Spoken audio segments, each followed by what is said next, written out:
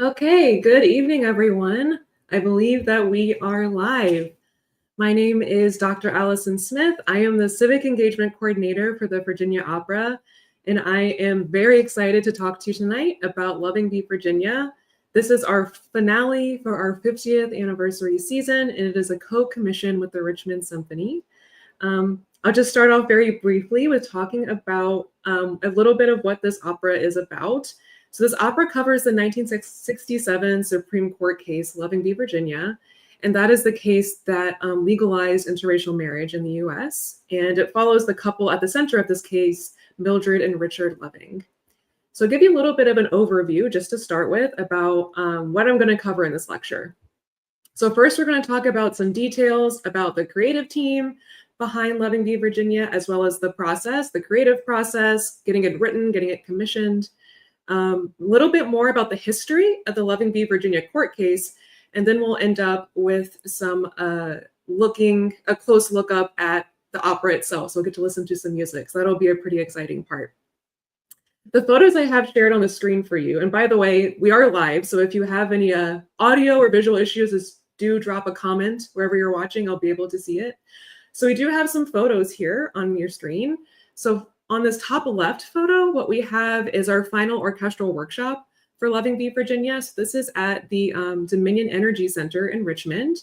In the pit there, you have the Richmond Symphony, and on the stage, you have most of the principal artists for the opera, as well as some of the chorus members. And then on the bottom middle, you have a portion of the Loving family. So sitting on the couch there on the far left is Mildred Loving. Next to her is her husband, Richard Loving. Next to Richard is his father, Twilly Loving. And then on the floor is one of their children, Donald Loving. This top right photo is of the Warren Court. That is the Supreme Court that presided over the Loving v. Virginia court case. In the front center there, you see Earl Warren, that's a hard word to say, Earl Warren. And he was the Chief Justice of the Supreme Court. And this court is so special to this case and to civil rights history in general because they decided so many key civil rights cases in the 1960s, one of which was Loving v. Virginia, but probably more notably, or at least as notably, was Brown v. Board of Education, which desegregated public schools. So they were very instrumental in getting a lot of civil rights cases approved in this country. This project would not have been possible without all of our sponsors. So as I mentioned, this work is co-commissioned with Richmond Symphony and Virginia Opera. We also are co-producing this work with Minnesota Opera. The Institute for Contemporary Art at VCU has been a huge partner for us, hosting us for a lot of events. We've also gotten really crucial funding from the Virginia Commission for the Arts, from Altria, from Opera America, and from the National Endowment for the Arts. So now that we know who supports this project, let's talk about who's writing it, who's creating it. So first we have Damian Jeter. He's the composer of this opera, and he's currently the composer in residence at the Richmond Symphony through the 2024-2025 season. So it's been nice to have him on hand up at the Richmond Symphony if we need him for anything. One of his other operas, American Apollo, actually premiered recently over the summer at Des Moines Metro Opera, and that has a libretto by Lila Palmer. And this opera is about the famous portraitist, John Singer Sargent. So he made a lot of sketches and portraits of a Black hotel worker named Thomas Eugene McKellar. And this opera sort of imagines the stories behind those portraits and those sketches. Damian is a jack of all trades. He's also a very talented opera singer, a bass baritone. He's performed at places like the Met. He performed for Virginia Opera's production of Sanctuary Road last season. He is also a very talented concert performer. He performs in oratorios and other concert works. He is also an author, if that wasn't enough. He has co-authored Music in Context, an examination of Western European music through a socio-political lens. And then for our librettist, we have Jessica Murphy-Moo. And for those of you who might be new to opera, you might not be familiar with the term librettist. A librettist is the person who writes the libretto. And the libretto is essentially the script of an opera, so it's only the words. And all of that means, I'm sorry, let me have one moment. It doesn't seem like the live stream's working on YouTube. Let me see if I can fix that. I'm sorry, everyone, just give me 1 second.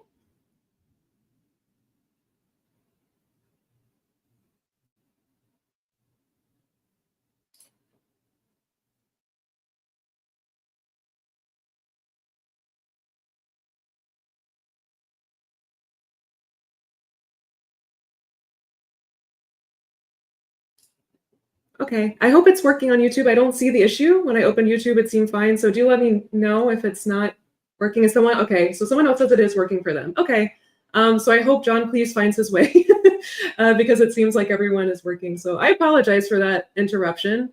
So I'll just pick up where I was. But thank you for the feedback. I appreciate it. Okay, so talking about librettos. So a librettist is the person who writes a libretto, and a libretto is essentially the script of an opera. So it basically looks like a play script when you see it on a piece of paper, so just the words, no music. And a libretto is just, it just means little book in Italian. So that's what a librettist does. They write librettos. Jessica is the current editor of Portland Magazine, and she's written 2 librettos of note recently, other than Loving Be Virginia, of course. She wrote American Dream, with music by Jack Perla. And she also wrote the libretto for Earth to Kenzie. So for American Dream, that is set in World War II America and follows the lives of 2 immigrant women. Earth to Kenzie is a production that Virginia Opera actually did in 2021, and it follows a little girl named Kenzie who uses her imagination to weather some changes in her life. Jessica was also a 2016 fellow at Tapestry Opera's Librettist Composer Laboratory Workshop, and she's also held numerous teaching positions of creative writing. So she's teaching her next generation of librettists. And I'm bringing in some of these other works that Damien and Jessica have done because their work, as well as Loving Be Virginia, is really part of this rich tapestry of American operas on real American stories. So operas historically have been about kings and queens and gods and goddesses. Operas like Loving Be Virginia are about real everyday people, have real everyday aspirations. And I think we're in this really exciting moment of contemporary American opera because operas like these emphasize the human, and they encompass a wide range of viewpoints and of musical styles. And on that note, we can take a look at the creative process to get an idea of what some of those musical styles might look like. So if we're talking about the creative process, this opera was commissioned by Virginia Opera and Richmond Symphony in 2022. But the conversation to commission an opera started back in about 2019, 2020. So in advance of our 50th anniversary of 2025, the folks at Virginia Opera knew they wanted to commission an opera, and they knew they wanted it to be a Virginia-centric story. So they didn't have a composer in mind yet, and they didn't have a story in mind yet. And they kind of had a few other parameters in mind. So they wanted the opera to have 2 acts. They also wanted the opera to be in English and for it to run under 3 hours. So they had a few people in mind, and they settled on Damien for a lot of reasons, chief of which is that he's incredibly talented. But Damien is also a Virginia native, and they thought that added a nice addition to having a Virginia-centric story. Damien is from the Chesterfield area, actually. So if you're in the Chesterfield area watching, you might know Damien. And Damien actually is the one who chose Jessica, which is pretty common in the opera world. When a composer is chosen to write a commissioned work, it's pretty common that they'll typically choose their librettist. So between Damien, Jessica, and the folks at Virginia Opera Richmond Symphony, the team settled on the Loving Be Virginia story. So after Jessica Murphy-Moo got this gig, she traveled to Caroline County, Virginia to do some research. And that's because Mildred and Richard Loving are from Caroline County. It's this rural county, maybe an hour and a half outside of Washington, D.C. So she traveled there because she wanted to get a sense of where the Lovings grew up. That's where they both grew up. They also lived out the later part of their lives there after the court case. So she saw, the courthouse. She saw where they used to live. She met up with a local historian. Jessica also conducted a lot of research from like the publicly available documents. So because this was a court case, there's a lot of that available. So that was where she conducted her research as well. And once she conducted her research, she sat down with Damien and they kind of identified the outline, the big plot points of this story. So what is kind of the pacing of this story? What is the overall tone? What kind of message do we want this story to have? Okay, we know we have 2 acts. How many scenes should we have in those acts? What should the music sound like during these really important moments? Should it be a duet? Should it be a chorus piece? Should it be an aria or a solo? So these are the kinds of things that they're thinking about. They also wanted to think about, what does Caroline County sound like? What does a place like Washington, D.C. sound like? So how are they going to evoke those things in the opera? One thing they also did together was that they went to attend a lot of contemporary operas, just to kind of see what they felt like worked and didn't work, to get an idea of each other's personal taste, and also to kind of get a sense of, okay, how would this opera fit into what's going on now? How do we envision that sort of relationship? So when it came to actually writing the opera, Jessica penned the libretto first, and then Damien followed with the music. And Jessica really drew from poetry as her primary source of inspiration for this, because poetry is really concise, doesn't have a lot of words, but it's very emotionally impactful. An opera libretto has to do something similar, because what's challenging about writing an opera libretto is that because the words are sung, they take a long time to be said, right? Because you can stay on one syllable for a long time. So you actually don't have that many words to work with as you would in, say, a movie or a play. So poetry is a really good model for librettos for that reason. For Damien, he wanted to incorporate moments of bluegrass and rock and blues-inspired music. And this kind of is to reflect the sound world that the Lovings lived in. So the Lovings were living in mid-century Caroline County, so 1950s, 1960s. And they both actually really bonded over their love for bluegrass music. They love the Carter family, especially. Mildred's brothers like to play bluegrass music, and she and Richard would watch them. So that was one of the things that drew them together and was part of the kind of music they would have heard every day. So that kind of like 1950s rock kind of feels also very prevalent in this opera. Damien also said he got a lot of inspiration just from reading Jessica's libretto, as well as learning more about the Loving story. It's a really beautiful story, as I hope I can show you tonight. And he also just focused on kind of writing musical themes and sort of using the themes to thread the entire piece together. One theme in particular is used for that, called the home theme. And we'll talk about that towards the end of the lecture when we listen to some music. And then a series of libretto and music workshops were held to invite feedback on the music and libretto that Damien and Jessica had written. So these were held between 2022 and 2024 in Norfolk and Richmond. So we had 4 total. We had a libretto workshop, which is kind of like a table read of just the words of the opera.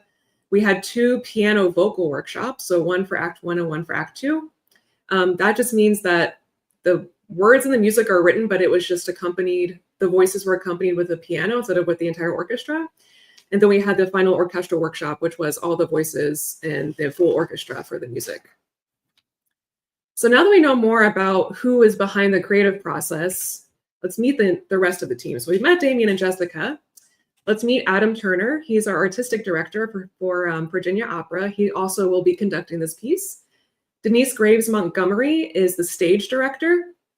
If you are an opera fan, you might recognize either her picture or her name. She is an incredibly famous and renowned mezzo-soprano.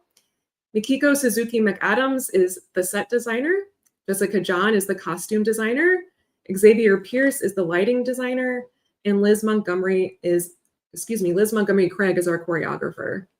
And now that we know more about who's behind this, let's talk about the history of the case.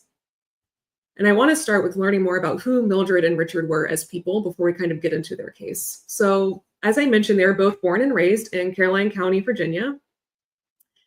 Now, Caroline County was part of the Jim Crow South. So what that means is that up from post-Civil War up to about the mid-1960s, public spaces in the South and the Jim Crow South were racially segregated. So that means that like schools, libraries, churches, restaurants, all of those kinds of places were racially segregated. And Mildred was a woman of color and Richard was a white man. So they went to separate schools, and ostensibly they're supposed to live completely separate lives under Jim Crow. But what's interesting about a place like Caroline County is socially and in some work situations, those are racially integrated spaces. So one of the places that Mildred and Richard met and were frequently racially integrated was the local drag strip. They both liked drag racing. Mildred liked to watch. Richard liked to work on the cars and his friend would race them. So that was one place that was racially integrated. There are also a lot of blue collar workers and farmers in Caroline County. And it was pretty common for those groups of people to be racially integrated. Richard himself was a blue collar worker. He was primarily a bricklayer. So on work sites, people gathering up their crops, you'd often find racial integration there as well. So even though this was the Jim Crow South, Mildred and Richard were still able to kind of interact socially, and it wasn't super uncommon at the time. They got married in Washington, D.C. in 1958, and the reason for that is because their marriage was illegal in Virginia. I believe in 1958, 16 states, including Virginia, had laws against interracial marriage. So they just went up to D.C. where it was legal and moved back to Virginia. But that was exactly what they did that was illegal, that they came back to Virginia as a married couple. Richard did eventually build a family home for Mildred and their 3 children. In Caroline County, he inherited some land from his father and built them a home. And they both really valued home and family. That's kind of what drives them in this case. It's kind of what drives them in the opera. They don't have these like really lofty ideals of being very visible civil rights activists. They didn't see themselves that way. They didn't do a lot of interviews. They didn't go to all the court cases. They're really private people. And they really just did all of this. They went through all of this years of fighting, of the back and forth, of all of the fear, because they really loved their home, they loved each other, and they just wanted to raise their family at home. And I actually want to play a little bit of a video for you. So this top, on the left side, this top picture is a video. And it's one of the few interviews they did. This was with CBS. This would have been in 1965 or 1966. And I think this is a good reflection of who they were and how they're portrayed in the opera. So Mildred is a very soft-spoken person, but she's also tends to be the leader in these kinds of appearances. And then Richard is a man of very few words, and that doesn't really change. But you can tell how devoted he is to Mildred and how important it is to him that he keeps his wife and his family together. So let's take a little listen to this excerpt from an interview they did. The police came after us. Excuse me? The 14th of July. We were married a month and a few days. Mrs. Loving, what has been the worst part about all this for you? Well, I guess the worst thing that was spending a little time in jail. That's the worst thing. What did they tell you you had to do? The judge then offered the Lovings a choice: a full year in jail or exile. They said it had a later state. And what happened after that? Well, I left. And took your wife with you? That's right.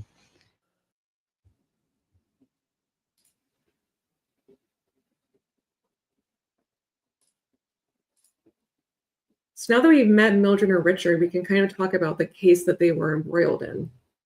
So Loving's marriage was illegal in Virginia due to a law called the Racial Integrity Act of 1924. And what this act did was it legalized what was called the one-drop rule, which meant that any white person in Virginia, if they had any non-white ancestor, no matter how far back it was, they were considered to have one drop of non-white blood and were considered quote unquote colored under the law. And I'm only using that word because that was the legal term at the time. So because of this, everyone was assigned birth certificates. And your race was basically assigned at your birth because it was put on your birth certificate.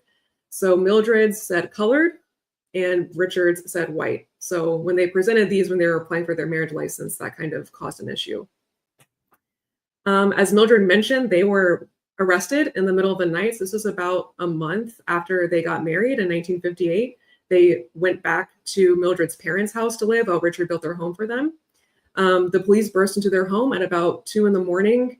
and burst into the home and then burst into Mildred and Richard's bedroom. And they were briefly imprisoned. And this was a really harrowing experience for Mildred. And I think in some ways was an impetus for the fight that she gave for her marriage and against her convictions. So at the time in Caroline County, I'm not sure if this is true. At the time, the prison they were briefly in Caroline County before their trial didn't have separate men's and women's cells, or they had separate cells. They didn't have separate sections of the prison. So Mildred was in the only women's cell alone on a block of cells filled with men. And she said that the other prisoners, and even some of the police officers were leering at her, teasing her.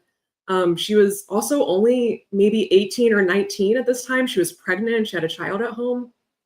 They were only 18 when they got married, so she wasn't much older by this point. And Richard actually got out before her. He got out on a $1,000 bond. So she was in there for a period of time by herself. So I think it was just a really hard experience for her. And a driving force for Mildred especially was that she could not under any circumstances go back to prison. But she was released before their first trial in Caroline County. And they pled guilty in Caroline County to 2 felony convictions. And they were found guilty by Judge Bazile. And Judge Bazile sentenced them to 1 to 5 years in prison, which obviously Mildred was not going to agree to. However, he said that he would suspend their sentence, their prison sentence, if they left Virginia for 25 years and never returned as a couple. So they could individually come back to visit their families, but they could not come back together as a couple. And they agreed to that because they could not face returning to prison. So in 1959, January of 1959, right after they were convicted in Caroline County, Mildred and Richard moved to Washington, D.C. They had a really difficult life in D.C. It was expensive, especially in comparison to Caroline County.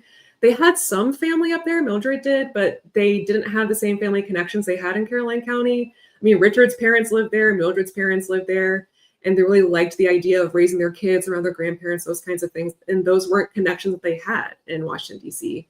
Richard had trouble finding steady work in Washington, D.C. And Mildred, as I mentioned, was pregnant with her second child while she was in prison. And she had that child in D.C. and became pregnant with their third and last child while in D.C. And I think at some point she got really fed up and just wanted to, raise her kids in Virginia. And she decided to write a letter to Robert F. Kennedy to protest hers and Richard's convictions in 1963. And I want to take a moment here because Mildred's race comes up in the letter she writes to RFK. And I want to take a moment here to discuss her racial status, because her legal racial status and her self-identified racial status were different.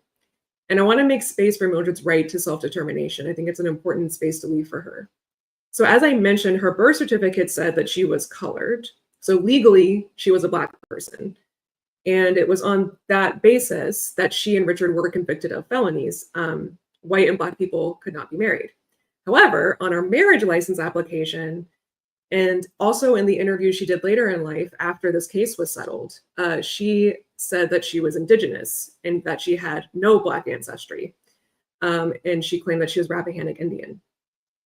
So these statements also conflict with what she said in this letter to Robert F. Kennedy Sr., who was the Attorney General at the time. In that letter, she says that she's half Black and half Indigenous. So it is possible that Mildred conceded at least some Black ancestry in this letter to RFK because she was aware that she was convicted on the grounds that she was legally a Black person. And so maybe she thought, okay, well, in order to get my case reexamined, I have to acknowledge some Black ancestry, whether I believe I have it or not.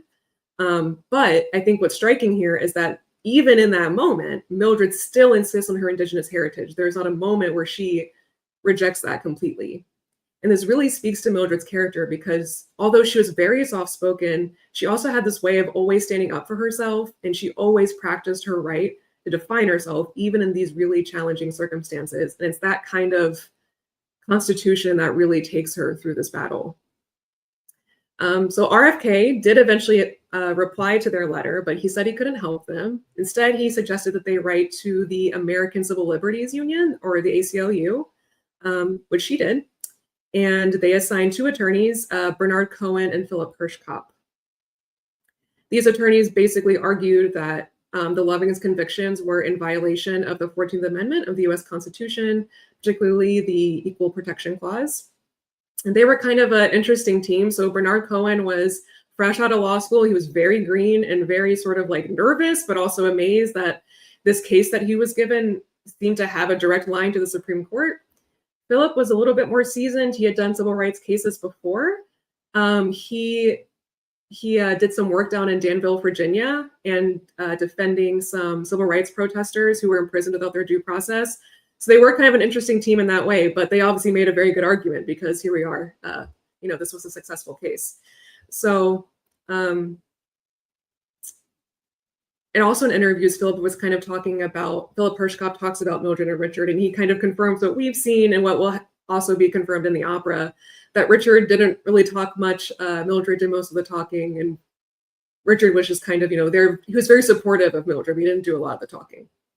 This is kind of reflected in the opera. So I'm going to give you a really, really, really oversimplified summary of how this case got from Caroline County to the Supreme Court. And it's only for the sake of time. I promise this is much more complicated than making it out to be. But the first thing that Bernard and Philip did was they tried to get the Lovings' original sentence vacated in Caroline County. So they filed a motion to vacate. Now that decision was denied. That motion was denied by Judge Bazile, the very same judge who convicted them in the first place in Caroline County. And this moment is shown in the opera. You will meet Judge Bazile in the opera. And I'm also actually going to play a clip of Philip summarizing Judge Bazile's decision to deny this motion. And he also directly quotes that decision. And that decision is also directly quoted in the opera. This clip I'm about to play you is actually from the oral arguments that Philip and Bernard made in front of the Supreme Court. And it's a very significant time to play them because today, April 10th, 2025, is actually the 58th anniversary of the start of this case. So on April 10th, 1967, so 58 years ago, yeah. On April 10th, 1967, Bernard and Philip started to make their oral arguments in front of the Supreme Court. And today, we're going to listen to clips from that. So I think that's really cool. So I'm going to play a little clip of part of Judge Bazile's decision regarding the Loving case. In the case before you, the opinion of the lower court, Judge Bazile, and we have it footnoted at page 37 of our brief, where he says, Almighty God created the right races, white, black, yellow, Malay, and red, and he placed them on separate continents. And I needn't read the whole quote, but it's a fundamentally ludicrous quote. And again, that's what they're talking about.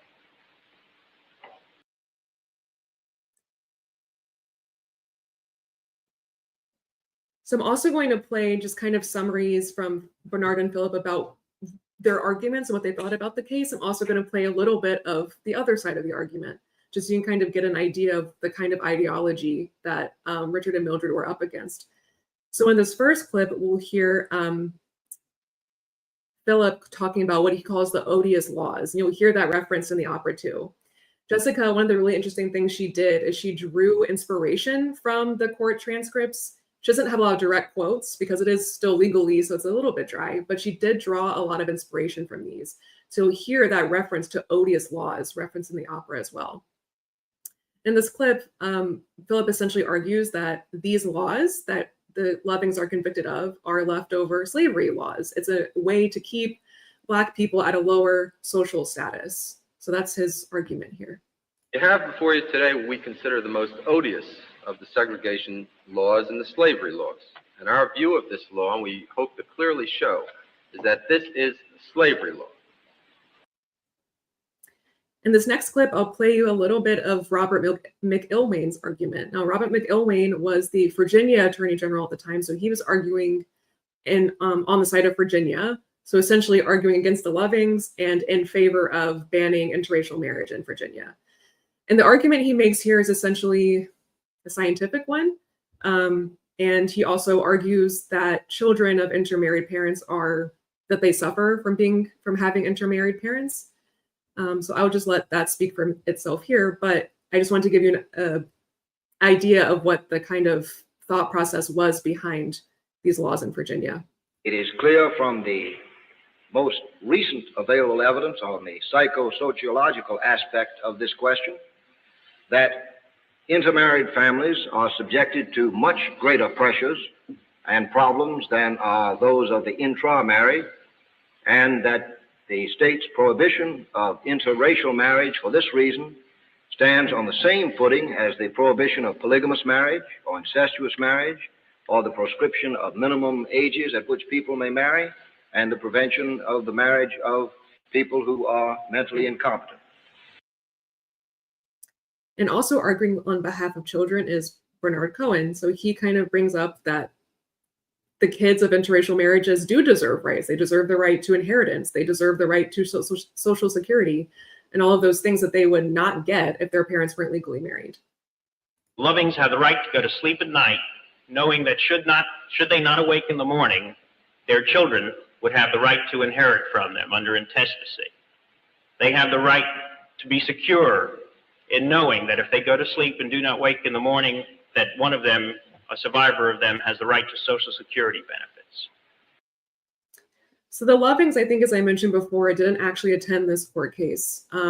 As I mentioned, they didn't love the media circus around this. They definitely would have been a spectacle if they had attended this. This also went on for a long time. So the argument started on April 10th, but the decision wasn't made until June 12th of the same year. So they decided not to come. They wanted to stay in Virginia and kind of ride this out with their families by their side. They did move back to Virginia a couple years before, even though it was illegal. They just couldn't handle being away from their families anymore when they're going through all this stress. So even though they didn't come, Richard did send along a message with Bernard Cohen, and he shares with the court here. As I started to say before, no matter how we articulate this, no matter which theory of the due process clause or which emphasis we attach to, no one can articulate it better than Richard Loving when he said to me, "Mr. Cohen, tell the court I love my wife, and it is just unfair that I can't live with her in Virginia." So that is quoted directly in the opera. "Tell the court I love my wife, and it's just unfair I can't live with her in Virginia." So after all of this arguing, we eventually do get to the Supreme Court. So this is following appeals from a case in the Virginia Supreme Court in Richmond. And on June 12th, 1967, the US Supreme Court ruled unanimously for the convictions of the Loving to be reversed. They ruled that the Racial Integrity Act of 1924 is in violation of the 14th Amendment of the US Constitution, and they set the ball rolling for legalizing interracial marriage for the entire country. Mildred and Richard, following this case, lived out the rest of their days in Virginia in the home that Richard built for them. Unfortunately, their happy ending didn't last too long. Richard actually passed away in 1975. He was hit by a drunk driver. And Mildred lived until 2008, and she stayed in the home that Richard built for her, and she never remarried. So now we can move on to a little bit more about the opera itself, now that we've kind of learned about the history behind this case. And you might be wondering at this point if an opera about a Supreme Court case is going to be interesting. It actually kind of sounds like it might be kind of boring, right? And I kind of want to disabuse you of that notion here. So the Supreme Court case is definitely the framework of this opera. And it is a through line in the sense that it is the central conflict that all of the characters are sort of involved in, right? It kind of is the conflict that drives the characters to action. However, this opera is really a love story. The focus of this opera really is the love between Richard and Mildred. It's about the love they had for their family, for their home, and it's about their love for Virginia. So that's really what this opera is about. And there's not a more timeless story than a love story. I'll also say that watching this opera is more similar to watching a biopic than a documentary. And what I mean by that, when you watch a documentary, it's a lot of talking heads. It's a lot of, snapshots of legal documents. It's kind of just constructing a chronological series of events.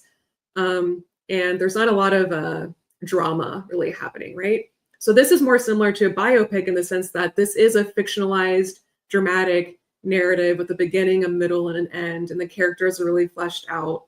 And because of that, there are fabricated conversations and situations in this opera that may or may not have happened. And that's necessary because, we don't know what Mildred and Richard talked about in their private lives. They were private people. And as far as we know, they didn't sing in everyday life. I mean, we don't know that. Maybe they did. So we kind of had to put together a narrative completely based in history and fact, but kind of have some fabricated conversations here and there to create that sort of narrative going all the way through. I also wanted to give you a sense of what the costumes would look like, what Mildred and Richard look like in the opera. So the little drawings of the full people you see on the left-hand side, those are the actual singers who will portray Richard and Mildred. So that's Flora Hawk on the top portraying Mildred and Jonathan Mitchie on the bottom portraying Richard. And on the right, you see some real pictures of Mildred and Richard Loving and some photos from like sewing manuals and fashion magazines at the time. And that was all used by Jessica John as kind of inspiration for the costumes. So some of the costumes they wear are real recreations of clothes they wore in real life, or it's inspired by, kind of the style of the time. But these are just one of the costumes they wear. They will have multiples throughout the show. I also want to take this moment to talk about sort of the structure of the opera, how it's going to unfold, and then we'll take a look at what it'll actually look like what the set looks like, and then we will get to listen to some of this opera. So this opera takes place between Caroline County, Virginia, and Washington, D.C., and it's told in non-chronological order between 1958 and 1967. So 1958, it kind of starts a few months before they got married, so kind of in Richard and Mildred's courtship period, and it goes up to the settling of the case of the Supreme Court case in 1967. It is in 2 acts and 19 scenes. That is a lot of scenes if you're wondering. It's quite a lot of scenes, but it also means that the action is constantly moving. It'll be really fun to watch. So I can kind of give you sort of the overarching action of each act, as well as Richard and Mildred's character arc in those acts. So in the first act, it primarily covers Richard and Mildred's courtship, including their date at the local drag strip, their time in jail, and sort of the buildup of all of their legal issues, the start of that sort of happening to them. And the first act ends with their first trial and their initial conviction in Caroline County. In the first act, both Mildred and Richard are they're young. They're 18 and 24, right? So they're really in love. They're publicly affectionate. They're really unafraid. They're really idealistic, young people in love. And they do have friends and family who kind of warn them that there might be trouble ahead, like maybe you should be careful, and they just don't really listen to any of that. But the climax of this first act, I would say, is the time in prison, because after that time in prison, both Mildred and Richard really change. Mildred becomes a lot more afraid. She becomes a lot more withdrawn. Richard, on the other hand, becomes more outspoken because he's so frustrated. Richard is someone who prides himself on being able to fix things, on being a very logical person. So from Richard's point of view, he loves Mildred. So the next step was to ask for Mildred's hand in marriage. He did that. Then he took her to DC to get married because they couldn't get married in Virginia. Then they went back to Virginia because that's where their family is. And then he was going to build her a home because they didn't have one. They're living with Mildred's parents. So for him, he's like, okay, I'm taking care of this logical step by step. But this wrench is thrown in where this case is happening, and he doesn't know how to stop it because it's all so complicated. And that's something that he really wrestles with, of not being able to stop it from happening. So he becomes very, very frustrated that this is the one thing he can't fix. Another thing about Richard is he has this tendency to hyper focus on things and not actually be so present. The way he figures out how to solve problems is just by tuning out the rest of the world and focusing on this one thing. While Mildred, on the other hand, is someone who's more reality-based. She's the one in the first act who is saying, okay, but we're in trouble. We need a lawyer. We need money. What are we going to do? And it sounds like that would be something that would kind of make them butt heads. But I think in actuality, it kind of makes them work well together. So Mildred is kind of the person who says, okay, this is what we need to do. And Richard is the person who's who's excited about Mildred's pregnancy because he's dreaming about their future. And he's so excited about all of this happening and all the things they're going to get to do after this case is settled. And I think it's actually kind of nice for Mildred to have that sort of presence in her life, to have that kind of support. And I think it also draws her to Richard because the only thing that Richard hyper focuses on above anything else, whether it's cars or music, nothing gets his attention like Mildred. There are several moments in the opera where they're sort of hyper focused on each other and they don't perceive anything else. Richard only sees Mildred. And in those scenes, it's actually staged that way too. So you'll see people in the background kind of moving in slow motion. It's supposed to kind of indicate that Richard and Mildred are out of time. They're kind of in their own world. So they're always in sync throughout the entire opera. In Act 2, we actually open with Mildred and Richard's move to Washington, D.C. after their court case in Caroline County. And this act kind of covers the legal process up to the settling of the Supreme Court case. So Mildred writing the letter to RFK is in here, and of course the final trial, which sort of bookends the opera. So what I mean by that is the opening scene takes place on April 10th, 1967. So it's a split scene. I'll show what that looks like in a moment, but it's a split scene. So part of the scene is Mildred and Richard back in Caroline County, kind of awaiting to hear what's going to happen with this case. And the other side of the scene is Bernard and Philip up in DC getting ready to argue this case. The last two scenes of the opera also take place in 1967, so on April 10th and then April 12th. So finishing up the arguments and then the actual settling of this case. So it does bookend the opera in that way, and is also why this opera is not technically in chronological order. In the second act, Mildred starts to take the lead much more often. As I mentioned, she's the one on the phone with the lawyer, she's the one talking in the meetings and that kind of thing, becomes much more outspoken. Richard kind of is continuing to struggle with finding where his new role is.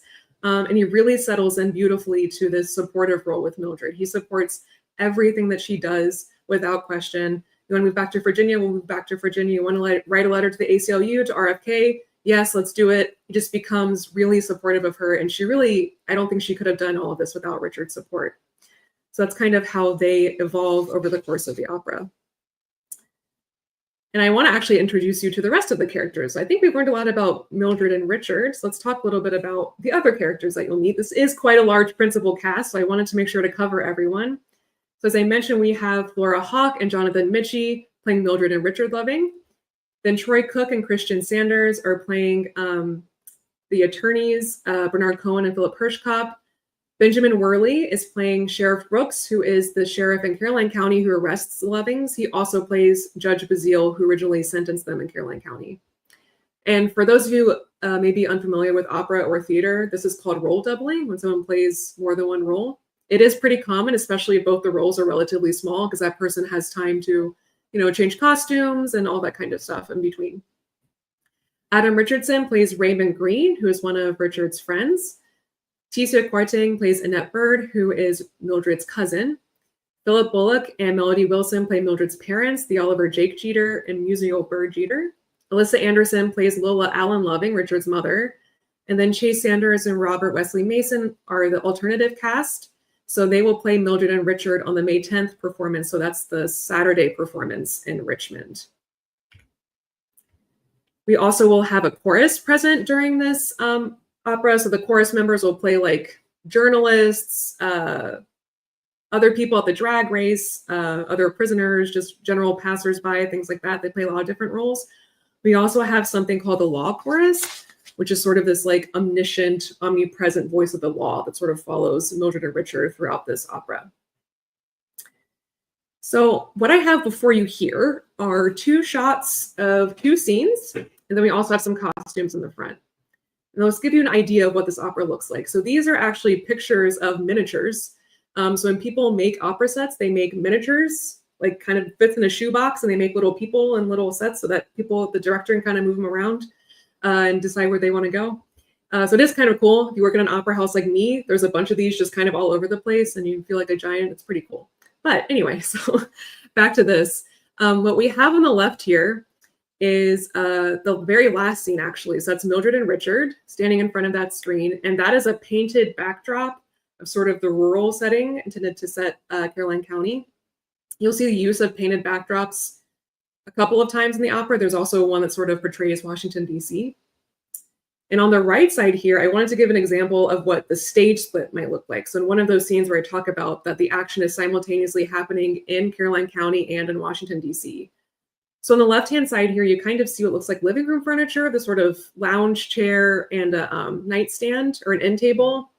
So that's Mildred's parents' living room, and that's Mildred and Richard having a chat. On the right-hand side is Philip and Bernard outside of the Supreme Court steps. That's what's happening in the middle, the steps of the Supreme Court building. And they're kind of getting ready to go inside. And those people on the steps are chorus members who are playing passersby or people going in and out of court, that kind of thing. And then in the front here, the costumes kind of reveal a really interesting art decision about this opera. And this was decided by stage director Denise Graves. I think it's a really interesting idea. So you'll notice that Bernard and Philip's costumes in this photo are in black and white. They're kind of wearing gray suit, black and white, tie and shirt. And that's because in all of the scenes that are not in 1967, so the ones that are in 1958 and the ones leading up to 1967 are in black and white. The only scenes that are fully in color are the scenes in 1967 taking place during the Supreme Court arguments and proceedings. So in the scenes that are in black and white, the costumes, the sets, everything is in black and white, except Mildred and Richard. Mildred and Richard are always in color. So you'll remember a couple of slides ago, I showed some costumes that Mildred and Richard will wear. You'll notice they're wearing not bright colors, but they are wearing color. So they will always be in color. And then there'll be moments that Bernard and Philip, as seen here, will be in black and white with the rest of the set and characters. And as we reach the end of this lecture, thank you all so much for sitting with me. We actually get to listen to some of this opera. And just, this is really cool. I mean, just kind of take it in, soak it in. You're among the first people ever to hear a lot of this music. So just kind of take a moment. It's pretty cool, right? At least I think it is, but that's why I do this job. So this opera will be sung throughout in English. And there are dialogue-like moments, but it will be sung throughout. There are operas that have spoken dialogue. And it will be sung with what's called supertitles. So subtitles are the text below the action, right? In opera, we have what's called supertitles. So that means that they're projected on a screen above the stage. And they're called supertitles just because they're above the action, not below it. So when you attend, even if you can't understand always what they're saying in English, you will have the script up there to kind of guide you. So this first clip I want to play for you will play the home theme, which opens and closes the opera. It's also really threaded throughout, and it's kind of the anchor for the entire piece. And in this clip, it's actually from the first scene in the opera. And Mildred and Richard are at home, kind of awaiting the updates on the Supreme Court case. And Richard is preparing to leave for work. And you will hear the home theme come in at about 20 seconds, so I will cue it. And Richard and Mildred are kind of talking about, you know, maybe we were wrong to think that this simple wish, one family, one home, was simple. Maybe it isn't. And after all this fighting, what if we don't get it after all?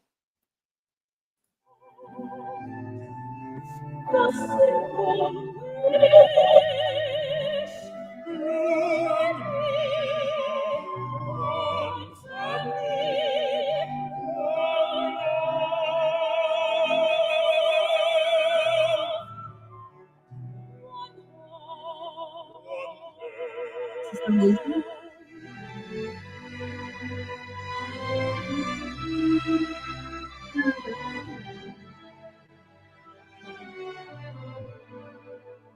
Going up again.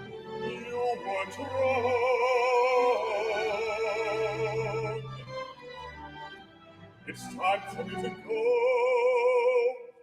It's time.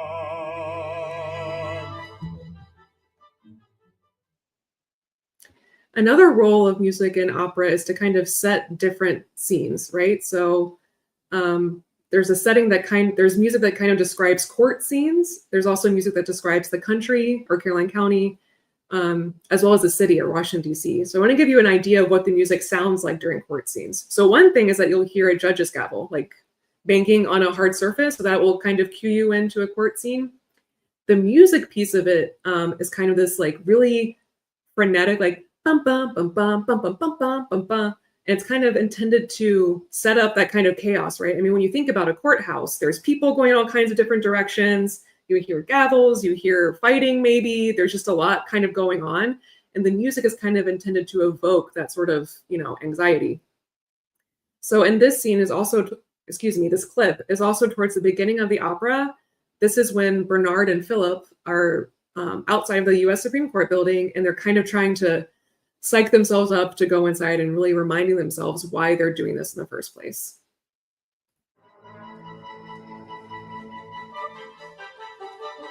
It's time. It's time. Keep busy. One man, only one. So I just want to go back here for a second. There was a little bit of the home theme there that I forgot to cue for you. So I want to go back and make sure you hear it. So at about 5 seconds in, you'll hear part of the home theme and the brass instruments. So that's like trumpets and tubas. You'll hear it kind of ascend. It'll come back down in the woodwinds and the flutes and clarinets. So I want to make sure I get that in your ears to prepare you for watching this opera.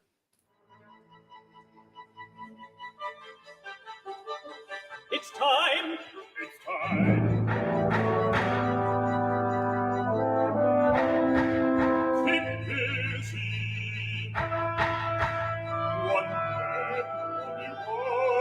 Equal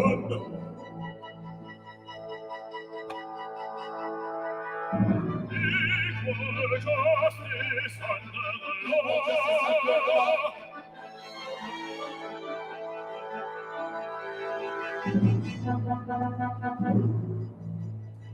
The dough, a promise, the pie. Why my parents came to this country. Why we work for the ACLU. Why we argue for the nothings here today. I still wish they'd come. It would have been good for argument. It would have been good for them to see the law work on their behalf. You ready? I'm ready.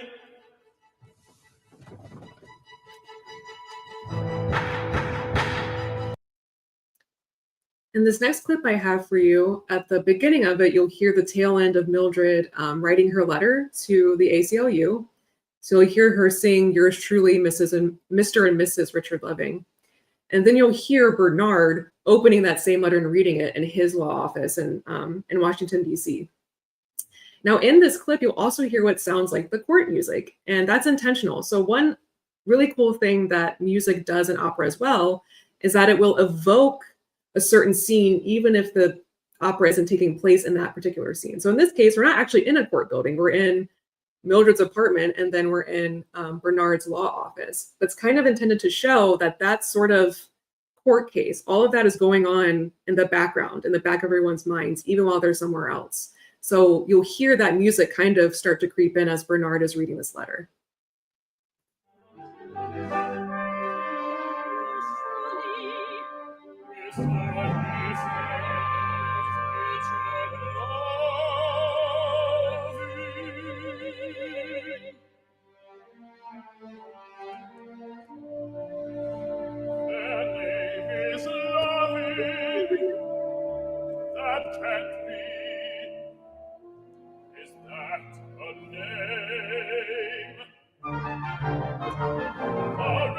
Discrimination is clear as a constitutional issue and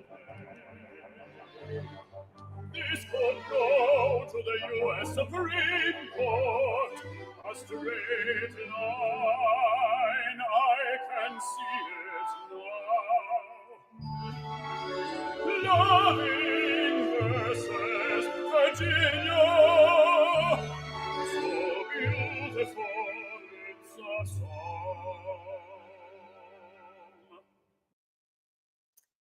There's also music that separates the country life from the city life. So in this next clip I'll play for you, it's all instrumental, but this is kind of gives you an idea of what Caroline County sounds like in this opera. So you'll hear music like this even when they're not in Caroline County. They could be somewhere else, but just thinking about Caroline County. So that kind of music, the rural sort of pastoral music, is characterized by a lot of strings, especially plucked strings like acoustic guitar or plucked violin. A lot of really lush harmonies, kind of lilting melodies, some high woodwinds, so flutes, clarinets, those kinds of things. So let's take a listen to this. This is all instrumental.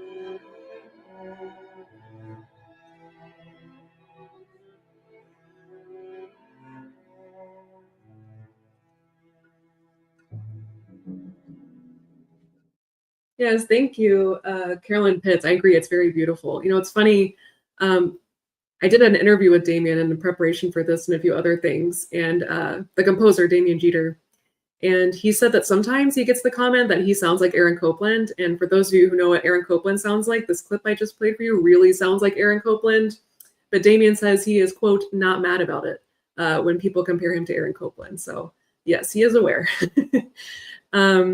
So this next clip I'll play for you is going to start off in that kind of pastoral style, and then it'll move into sort of like chaotic, more rural Washington, D.C. style. So this clip is the music that's happening when, in that shift of when Mildred and Richard are moving from Caroline County to Washington, D.C. So you'll hear when it switches to the urban setting that everything's a little bit off kilter, everything's a little bit off beat. Rather than having lush strings and woodwinds, we have kind of aggressive percussion and brass instead. So I will cue it, but just try to hear if you can kind of spot when that shift sort of happens. This is still the pastoral style, right?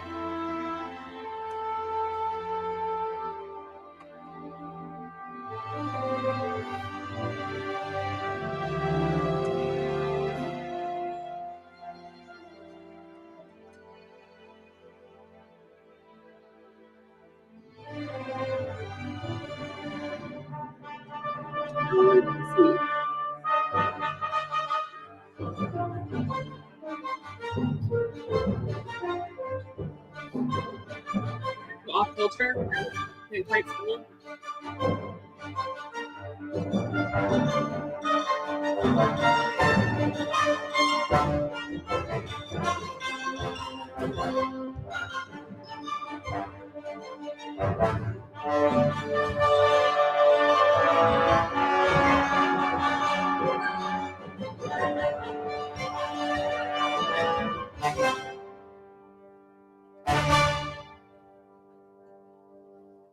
The brass almost sounds like car horns there. That's kind of supposed to evoke that sort of setting. In this next clip, this is actually one of my favorite moments from the opera. So that's the main reason I am playing it. It also is a really good example of these moments of insularity that Mildred and Richard have during the opera. So this actually takes place towards the beginning during their courtship at the local drag strip. So Richard has his head in a car, like under a car hood, and he's working on preparing this car for his friend to race in the drag race coming up. And Mildred is going to watch the drag race.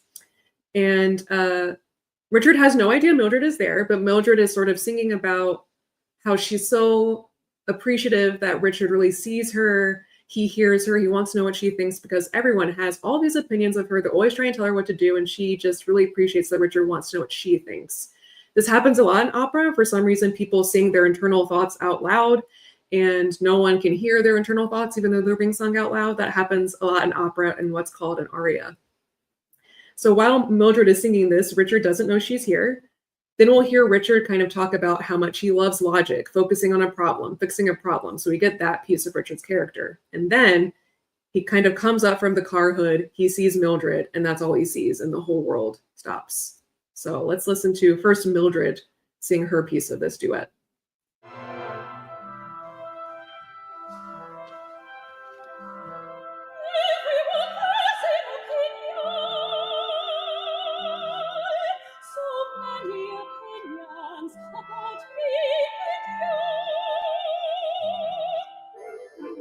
Even the crickets join in making noise.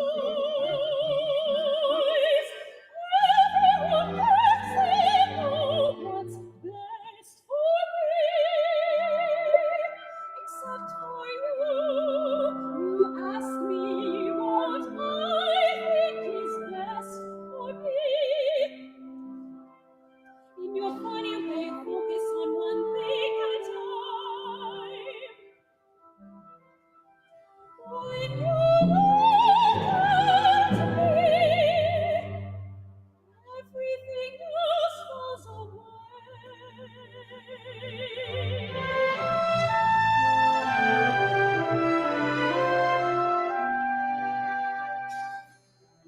Now Richard will come in, working on his car. To win the race, I build an engine. angel on lodge, ask me why, any hall, any piston, any chamber, any bar, and I know the answer. Ask me why, and I know the ways of power. I am in control. Every cylinder will fire.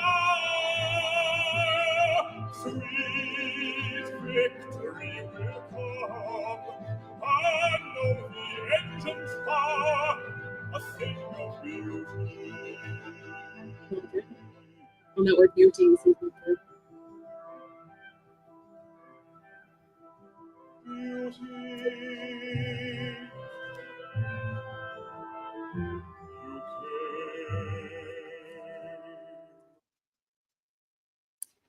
And in this last clip I'll play for you, this is towards the very end of the opera. This is what's called a reprise. So it actually reprises the Simple Wish duet that we listened to in the first clip, where Mildred and Richard are talking about their simple wish, one love, one family, one home. So at the start of this clip, Bernard and Philip are finishing up their arguments at the Supreme Court. So here, Philip make the odious laws reference at the beginning, and the chaotic court music, the gavel, all that kind of stuff. Then you will hear Richard and Mildred reprise their duet, but this time it's kind of in a different mood. They're sort of thinking, wait a minute, this might actually happen. This simple thing that we've been fighting for might actually happen. And the clip closes out with the home theme played over and over again, mostly on a strummed acoustic guitar, again referencing that sort of bluegrass and blues background that Richard and Mildred both really value, and it references Caroline County as well, that sort of rural setting. And it is quiet, I will say at the end, because it's acoustic guitar, it's quite quiet. So you might have to turn things up on your end. I've done everything I can here. And you'll hear some other instruments come in, but it does close out on the home theme. So let's take a listen to this final clip.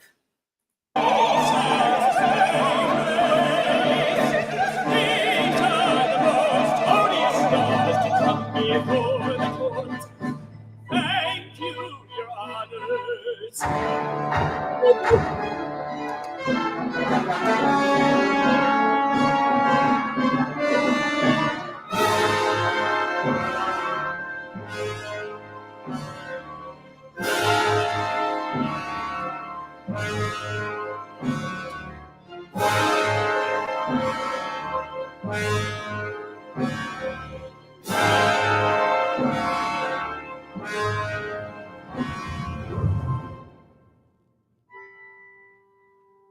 Now to the duet reprise. Were we wrong to imagine we could come home?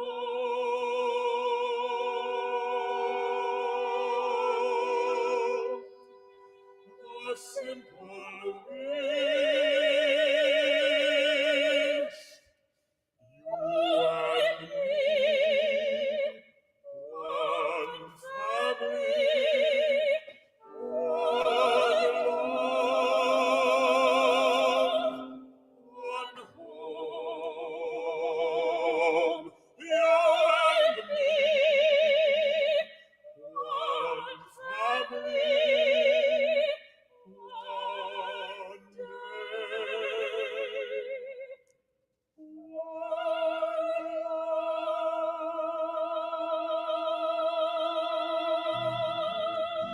The home theme.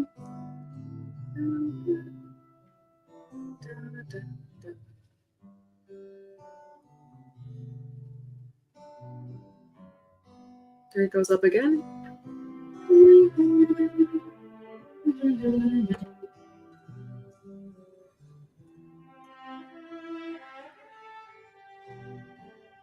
Home theme again.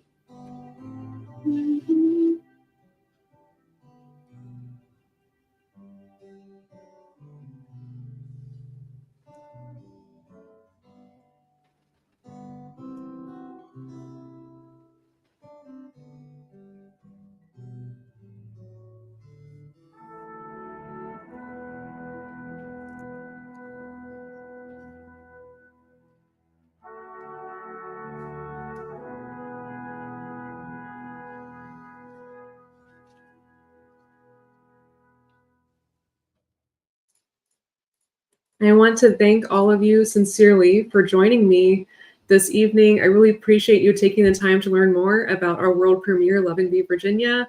This is the information I hope you need. I'm in the way, but after I sign off, you'll see the screen another for a second.